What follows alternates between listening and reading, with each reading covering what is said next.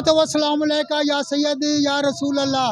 अज पूरी दुनिया दे विच हजूर पाक सल्लल्लाहु अलैहि वसल्लम दा जश्न ईद उल मिलाद मनाया जा रहा है ते जिन्हां दी आउण ते पूरी दुनिया में खुशियां मनाई गई ते जेड़े सुके पत्तर भी सन वो हरे हो गए। तो इस हवाले नाल मेरे ना गल करन वास्ते सैयद मोहसिन रज़ा शाह बुखारी मौजूद ने।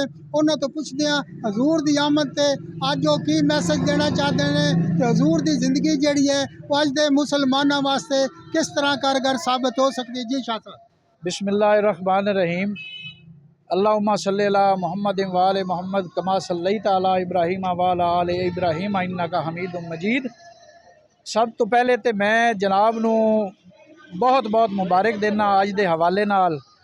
अज विलादत बासादत हजूर पाक हज़रत मुहम्मद मुस्तफ़ा सरवर कौनैन सल्लल्लाहु अलैहि वसल्लम दी है और अज दा इतना पाक दिन है कि पूरी दुनिया ते लोग खुशियां दा इजहार कर रहे हैं।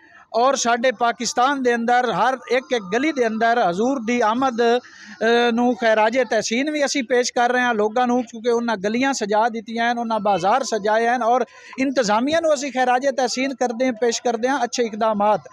और मेरा पैगाम यह है कि अज दे दिन के हवाले नाल के हजूर पाक सल्लल्लाहु अलैहि वसल्लम दी सीरत ते अमल करके अपनी जिंदगी नू मिशले राह बनाओ।